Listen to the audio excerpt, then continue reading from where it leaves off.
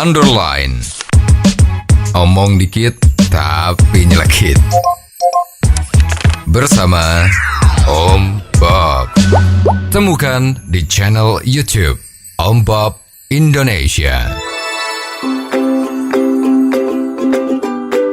Om Bob, menjelang pengesahan RUU Omnibus Law Kesehatan, banyak kalangan yang pro dan kontra. Bahkan bagi yang kontra ini sempat akan berdemo di DPR. Bagaimana Om Bob menggarisbawahi masalah ini? Ya, sebetulnya masalah dunia kesehatan, dunia pelayanan kesehatan terhadap rakyat di Indonesia itu sudah sangat terlalu lama terjadi pembiaran.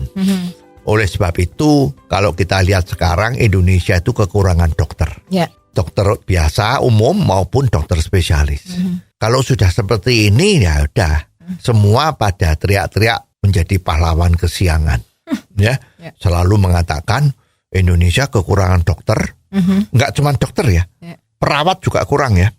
Itu gara-gara kita mencetak dokternya kurang cepat. Kenapa kok kurang cepat?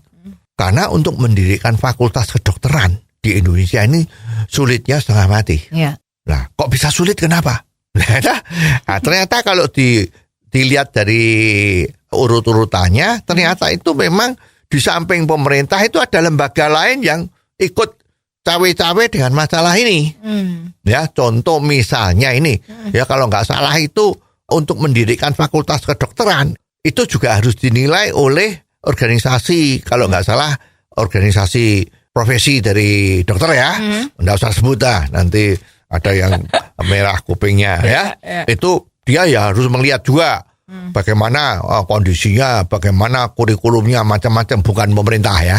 Di samping pemerintah perlu rekomendasi dari organisasi tadi itu ya. Ini juga membuat urusan yang berkepanjangan. Terus kalau di dalam sekolahan atau fakultas kedokteran itu sendiri juga terjadi banyak isu-isu bahwa ada geng-geng ya, semacam geng-geng itu ya.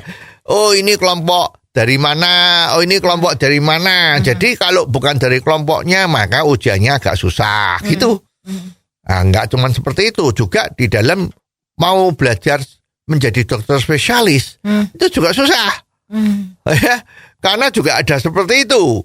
Antriannya kurang. Terus guru pembimbingnya, dosen pembimbingnya juga merasa tidak mau kalau bukan dari golongannya ya.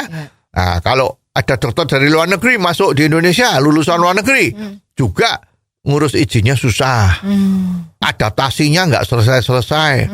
Adaptasi harus dilakukan, memang betul ya. Di seluruh dunia juga kalau ada dokter, ada yang ngomong nih, dokter lulusan Fakultas Kedokteran Indonesia, kalau mau praktek di Amerika, kan juga harus melalui semacam lembaga yang memeriksa akreditasi apakah dokter lulusan Indonesia tadi itu memenuhi syarat untuk bisa praktek di Amerika. Nah, ini kalau kita mau lihat Indonesia sama Amerika soal ilmu kedokteran itu maju mana? Kan maju Amerika ya. 10 orang ditanya maju mana antara kedokteran Amerika sama kedokteran Indonesia. Katakanlah yang lebih jelas. Tanya 10 orang, 12 orang pasti ngomong baik Amerika. Duanya itu siapa Om Bob? Ya, kita berdua kan. Ya kan?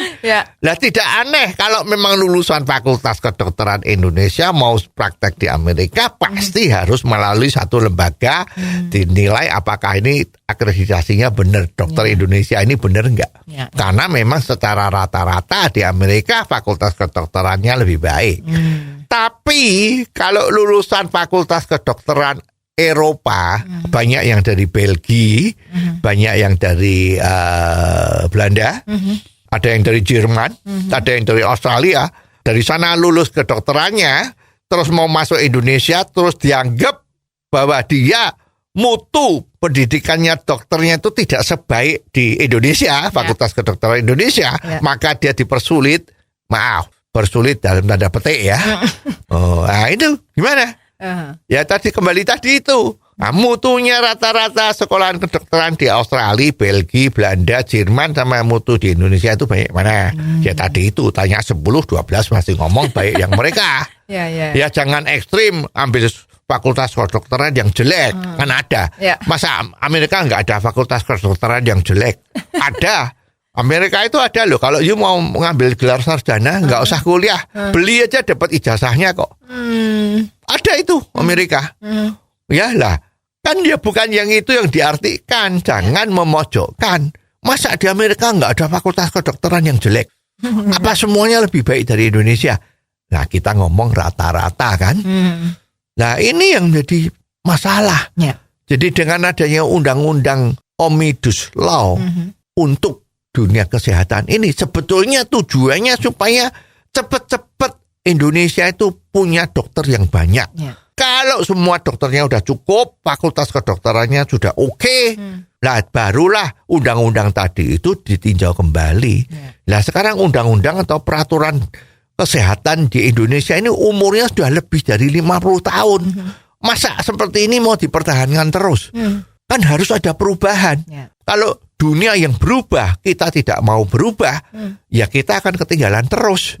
Adanya cuma ribut melulu seperti sekarang. Organisasi kita ini kan ribut melulu kan.